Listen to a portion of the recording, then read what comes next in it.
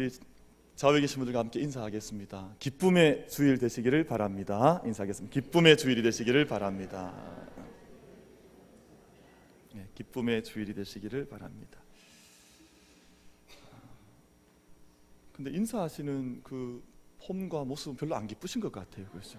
제가 보니까 저는 기쁨의 주일이 되자 이러면 막 되게 막 이렇게 흥겨워서 기뻐할 줄 알았더니 별로 안 기뻐하시는 것 같아요. 제가 좀 쑥스럽긴 한데 우리 다시 한번 인사 못하신 분들 가면 인사 요 뒤쪽에 있는 분들이나 조금 한 칸 건너 계신 분들이나 기쁨의 주일 되시기를 바랍니다. 인사 한번 하겠습니다. 기쁨의 주일이 되시기를 바랍니다.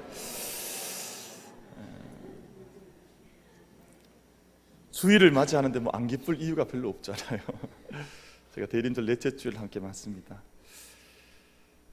이번 금요일 저희가 이제 성탄 감사 예배 저희가 드리게 되는데 오늘 주보에 광고가 나왔습니다만 그날 세례 받는 우리 유아 세례를 받는 아이들이 12명이에요.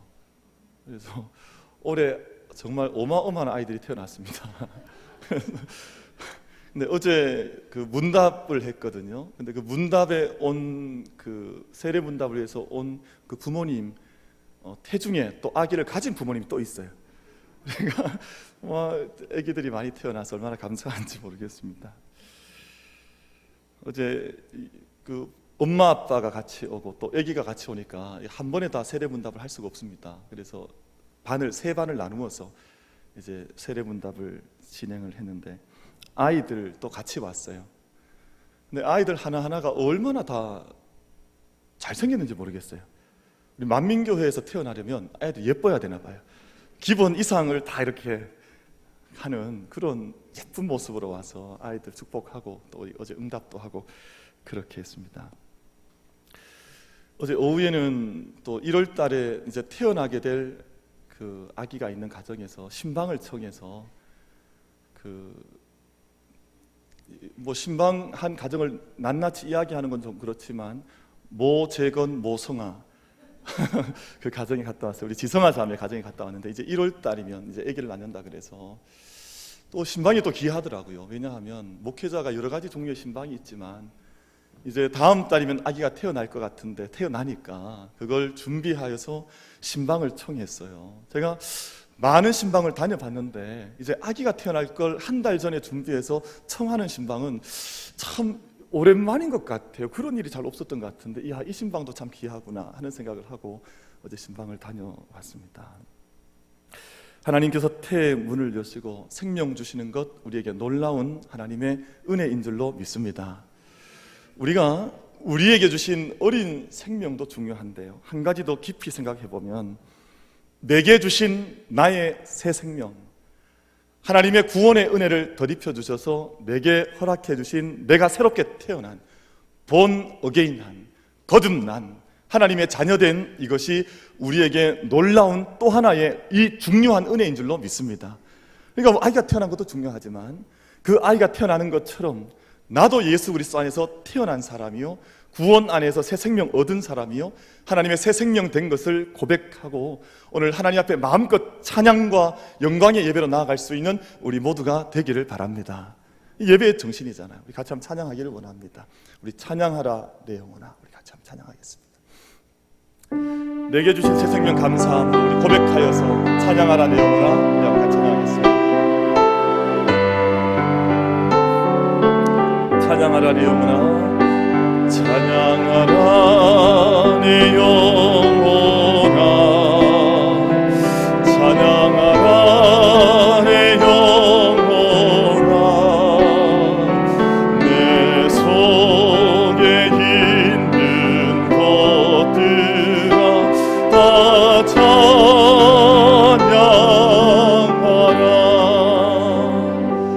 감사하라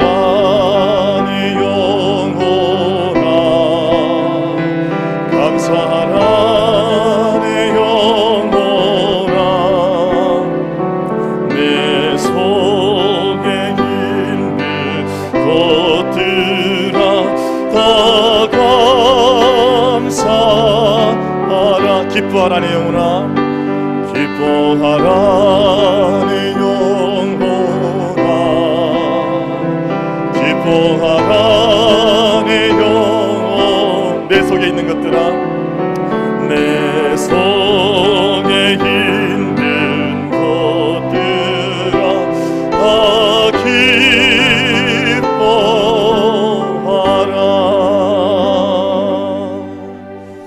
아멘. 오늘 우리가 하나님 앞에 마음껏 찬양의 예배로 나아가는 우리 모두가 되기를 바랍니다. 요즘 사람들한테 많이 불려지는 노래가 하나 있더라고요. 그 노래가 무슨 노래인가 하니 백세 인생이라는 노래인데 혹시 들어보셨습니까? 사람들이 막 너무너무 인기 있다 그래서 도대체 무슨 노래인가 제가 이제 찾아서 가사를 읽어봤어요. 가사가 참 보니까 보통 가사가 아니더만요. 60세의 저 세상에서 날 데리러 오거든 아직은 젊어서 못 간다고 하여라.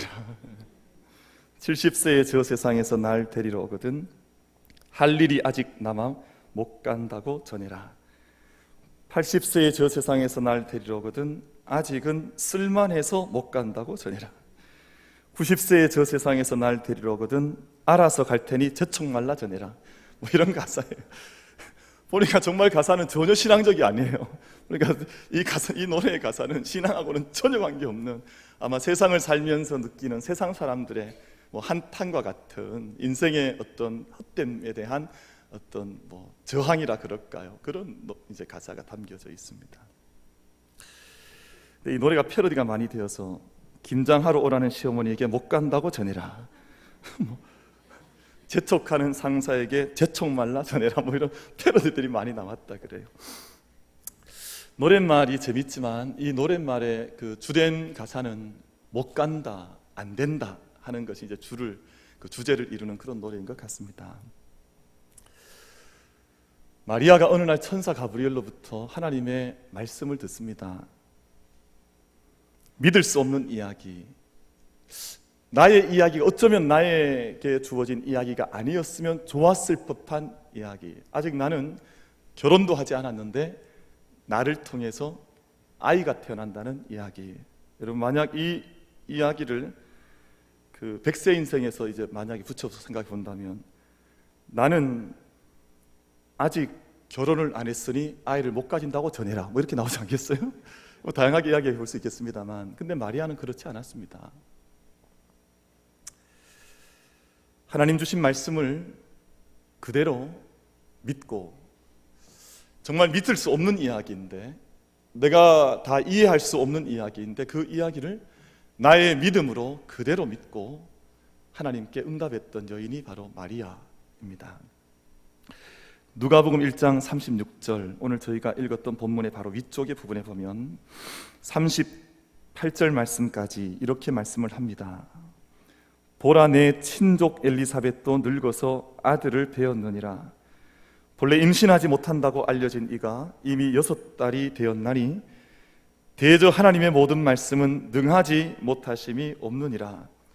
38절에서 마리아가 대답하는데요, 마리아가 이르되 주의 여종이오니 말씀대로 내게 이루어지이다 하매 천사가 떠나가니라.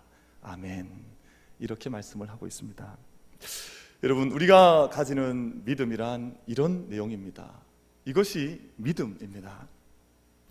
당장 내 눈에 믿겨지지 않고 보이지 않고 또 만져지지 않고 현실적으로 오면 전혀 나에게 현실적 감각을 주지 못하지만, 믿기가 쉽지 않지만 그것을 내 믿음 안에, 내 영적인 깊고 깊은 곳으로부터 흘러나오는 믿음의 고백이 담겨져서 영혼으로 그것을 아멘 하는 것이 믿음입니다.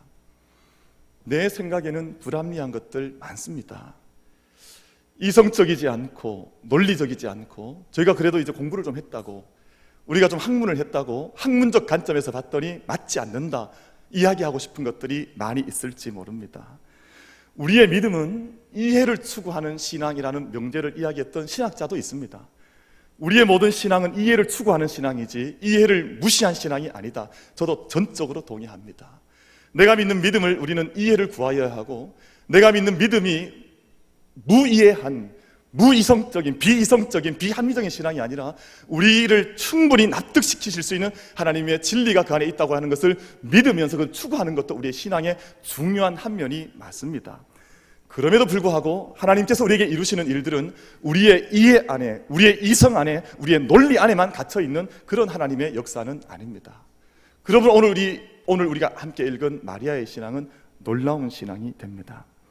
믿음으로 말씀을 받아들이고 약속을 믿음으로 고백하고 주님 앞에, 하나님 앞에 내가 그것을 하나님의 뜻으로 믿습니다라고 고백할 때 하나님께서 그 믿음을 고백한 그이에게 하나님의 역사와 하나님의 복을 이루어 주시는 줄로 믿습니다. 이 믿음의 세계에서 일어나는 하나님의 역사들입니다. 창세기 18장 말씀에서 하나님께서 99세 된 아브라함을 찾아오셔서 내년 이맘때가 되면 내 아내 사라가 아기를 가지게 될 것이다 말씀합니다. 근데 하나님이 그 말씀을 아브라함에게 내어놓으실 때 장막 뒤편에서 사라가 숨어 있다가 그 이야기를 듣습니다. 근데 듣다가 사라가 피식 웃어뻗습니다. 왜 웃었겠습니까? 기가 차서 웃었습니다.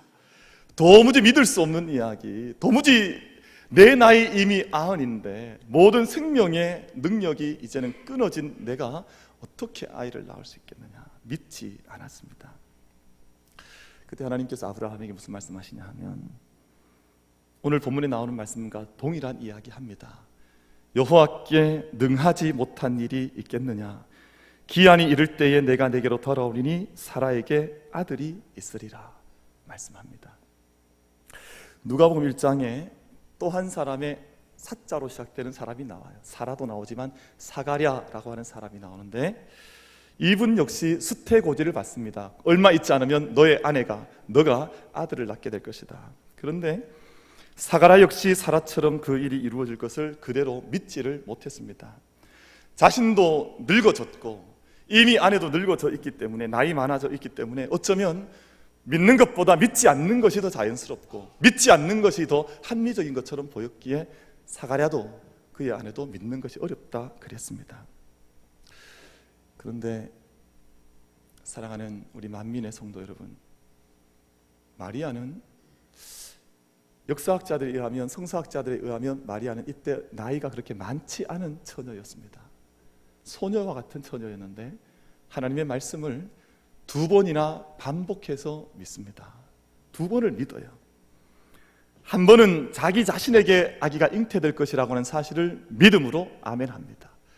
그리고 또 나아가서 또 한 번은 엘리사벳이, 자기의 먼 친척되었던 엘리사벳이 임신해서 이미 6달이 지났다고 하는 그 말을 그대로 믿음으로 믿습니다.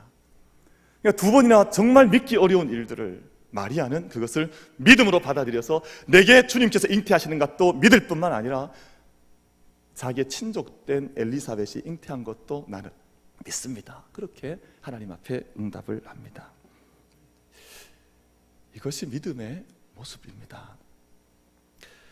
내가 상상할 수 있는 것을 넘어서는 어떤 일들이 나에게 일어날 것을 믿는 것, 내가 생각하는 것이 아니라 내가 상상할 수 없는 것들이 나를 통해서 일어난다고 하는 것을 믿는 것이 믿음이요, 내 삶을 통제해 나가고 이끌어가는 것이 내가 내 삶을 이끌어가는 것이 아니라 하나님께서 내 삶을 이끌어가고 있다고 하는 그 손이 나와 함께하고 있다고 하는 것을 믿는 것이 믿음인 줄로 믿습니다.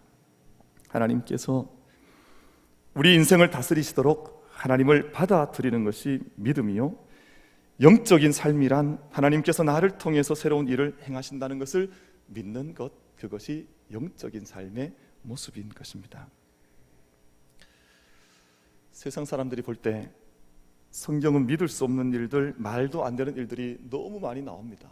물론 성경에 우리가 합리적인 이야기도 많이 나오지만 처음 성경을 읽는 사람들이 볼 때는 이 이야기를 도대체 정말 우리가 믿을 수 있을까 할 만한 이야기들이 많이 나옵니다. 비이성적인 이야기들, 비과학적인 이야기들이 많이 나옵니다. 물이 뭘로 변했습니까? 물이 포도주로 변합니다. 죽은 자가 살아난다 그럽니다. 처녀가 아이를 낳는다 그럽니다. 못 하나 정말 우리가 처음 대해보면 믿을 만한 이야기가 하나도 없을 것 같은데, 여러분, 믿음이 내 관점에서 믿을 수 있는 것만 믿는다면 그것은 믿음이라고 할 수 없겠죠. 내가 내 관점, 나를 바라볼 때는 믿을 수 없지만 전능하신 하나님께서 계셔서 그것을 이루신다고 하는, 하나님을 믿을 수 있을 때, 하나님을 바라볼 때 하나님께서 하시기에 나는 믿습니다라고 고백할 수 있을 때 그것이 우리의 믿음이 되는 줄로 믿습니다. 그래서 우리 자신을 믿는 게 아니에요. 내 이성을 믿는 게 아니에요. 내 관념과 내 과학을 믿는 것이 아닙니다. 그런데 우리의 많은 믿음의 모습들을 들여다보면 내가 믿는 그 바를 믿는다고 말하지 하나님께서 이루신 것을 믿는다고 하는 그 믿음에까지 나아가기가 어려운 때가 많다 하는 생각을 해보게 됩니다. 로마서 4장 18절 이하에서 이렇게 말씀하는데 우리 한번 같이 읽어보기를 원합니다. 로마서 4장 18절로 22절 말씀까지 조금 긴 말씀이긴 합니다만, 아브라함이 하나님께서 자기에게 말씀하실 때 어떤 믿음으로 응답했는가 하는 것을 로마서가 증언합니다. 우리 로마서 4장 18절로 21절 말씀까지 22절 말씀까지 같이 읽겠습니다. 시작. 아브라함이 바랄 수 없는 중에 바라고 믿었으니 이는 내 후손이 이 같으리라 하신 말씀대로 많은 민족의 조상이 되게 하려 하심이라.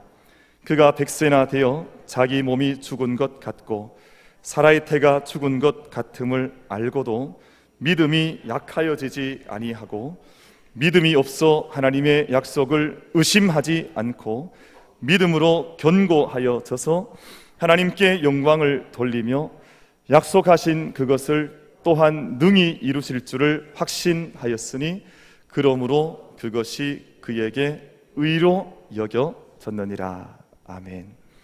하나님의 믿음이 자기의 생각으로는 믿을 수 없는 일이었음에도 불구하고 그 일 때문에 믿음이 약하여지지 않고 의심하지 않고 견고하여져서 약속하신 것을 능히 이루실 줄을 확신했다 그랬습니다. 사랑하는 성도 여러분, 이 아브라함의 단순한 믿음, 순전한 믿음이 우리 모두의 믿음이 될 수 있게 되기를 바랍니다.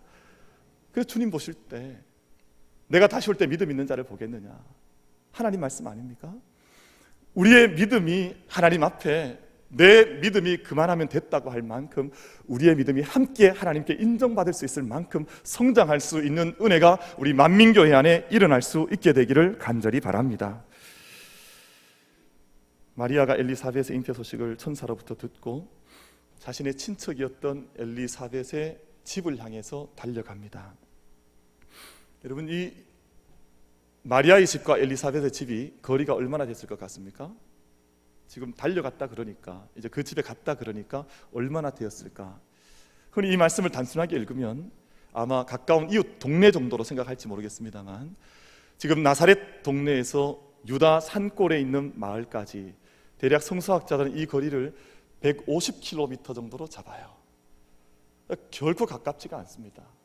우리 대구에서 약 대전 너머에까지 먼 거리를, 잉태의 소식을 들은 마리아가 그 먼 거리를 엘리사벳의 집으로 달려가게 됩니다. 두 여인이 잉태를 했습니다. 한 여인은 잉태할 수 없는 나이에 아기를 가져 이미 6개월이 지났고, 한 여인은 아직 결혼하지 않았음에도 불구하고 남자를 알지 못함에도 불구하고 잉태하여서 생명의 소식을 얻었습니다. 그러니 그 생명의 소식을 들은 여인에게는 150km는 결코 먼 거리가 아니었습니다.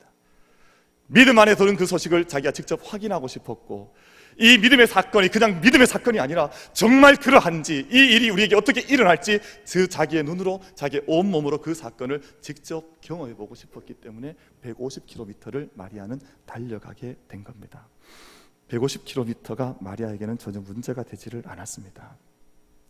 하나님께서 자신에게 하신 일을 받아들였을 뿐만 아니라 하나님의 계획이 어떻게 우리를 통해서 이루어지는지 마리아는 보고 싶었습니다. 그래서 엘리사벳의 마을로 달려가서 두 아기를 가진 여인이 서로 만나게 됩니다. 여러분, 지금부터는 여러분이 상상력을 좀 잘 가지고 말씀을 같이 한번 나누면 좋겠습니다. 한 여인은 6개월쯤 되면 배가 얼만큼 나옵니까? 제법 나오죠. 6개월쯤 되면 배가 좀 나오고, 그리고 한 여인이 이제 아기를 막 가져서 그 기쁨과 또 당혹스러움과 여러 가지 생각, 믿음으로 이제 그 여인 앞에 서게 됐습니다. 마리아와 엘리사벳은 지금 믿음의 주인공들이 되어져 있습니다. 전혀 불가능한 상황에서 아기를 가졌고, 그 서로의 아기를 가진 것을 함께 믿음으로 고백하면서 서로 마주보고 있는 것입니다. 세상 사람들이 알지 못하는, 그 누구도 이해할 수 없는 신비한 하나님의 역사를 직접 경험했기 때문에 서로 나도 내 경험이 있고 당신도 그 경험이 있는데 그 경험을 가진 두 여인이 서로 만나게 된 것입니다. 그래서 하나님의 역사를 함께 나누고 두 사람의 마음과 영혼이 함께 통하여서 믿음 안에서 우리가 이 일의 주인공이 되었다고 하는 감격 속에, 두려움 속에 두 여인이 만나고 있는 것입니다. 이것이 믿음 안에 있는 사람들의 모습입니다. 남들은 다 이해하지를 못해도 내 안에 일하신 하나님의 손길이, 하나님의 생명의 씨앗이 내 안에 꿈틀거리고 있기 때문에 그 감격과 놀라움 때문에 150km를 멀다 하지 않고 달려가서 그 믿음의 이야기를 직접 생생하게 확인하고 있는 두 여인의 모습이 본문 속에 기록이 되어져 있습니다. 성도의 대화는 세상 사람들의 대화의 주제와는 달라야 할 필요가 있습니다. 요즘 우리 교회 식구들끼리 만나면 주로 무슨 이야기 많이 하십니까? 백세 인생 노래 따라 부르십니까? 뭐 하세요 주로? 뭐 우리가 드라마의 이야기를 많이 나눕니까? 아니면 우리 아파트 대구에는 어느 땅값, 어느 지역의 땅값이 확 올라갔다 이야기를 나눕니까? 아니면 어느 학군 이야기를 많이 나눕니까? 도대체 우리의 대화는 어떤 이야기를 많이 나누고 있습니까? 지금 엘리사벳과 마리아는 자기들 안에 이루어진 구원의 이야기를 나누고 있는 거예요. 하나님께서 나를 통해서 구원의 생명을 내게 부어주시고 허락해 주셨는데 그 일로 인해서 150km를 멀다 하지 않고 구원의 현실을 함께 나누기 위해서 두 여인이 함께 만나져 있다고 하는 것을 한번 상상을 해 보시기를 바랍니다.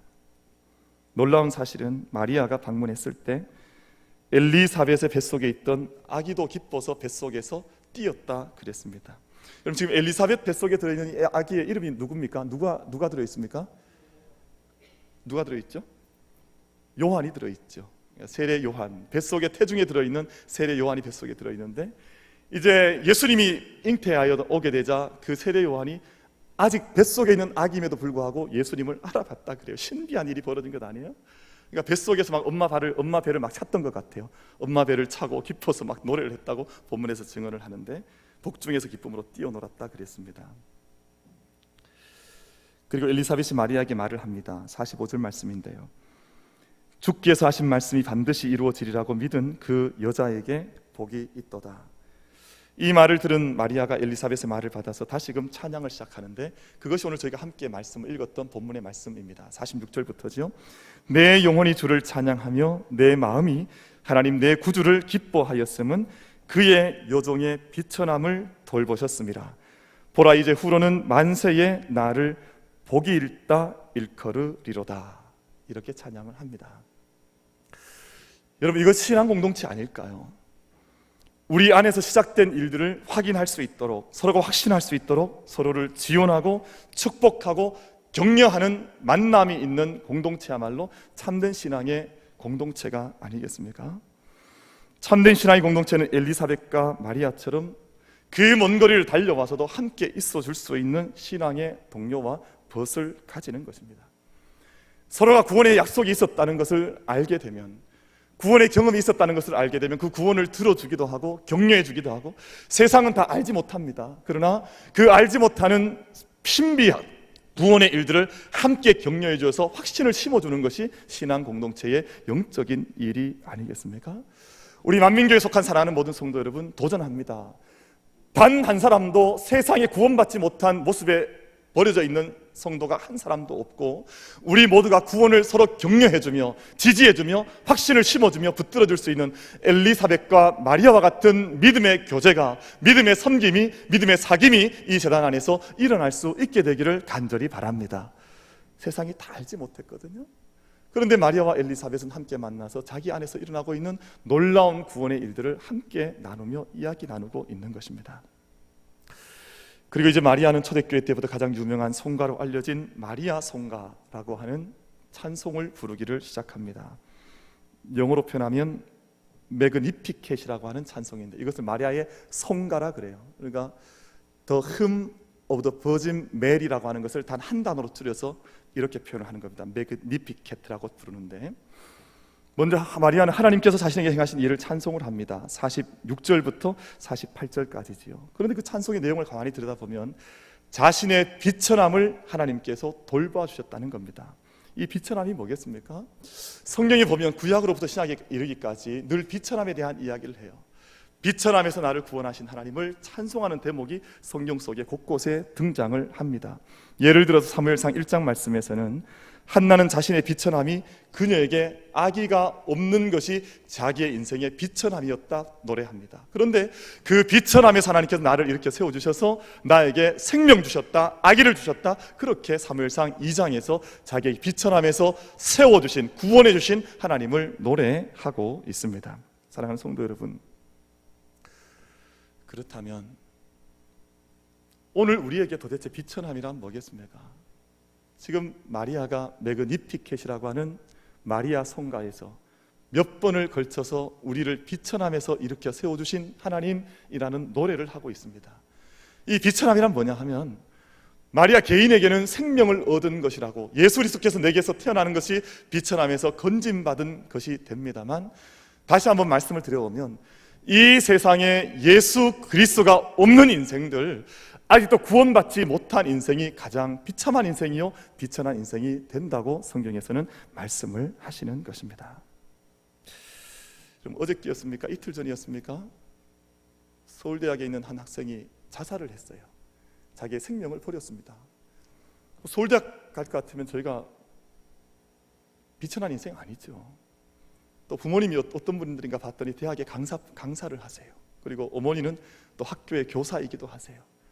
근데 이 학생이 자기의 인생을 비관을 했습니다.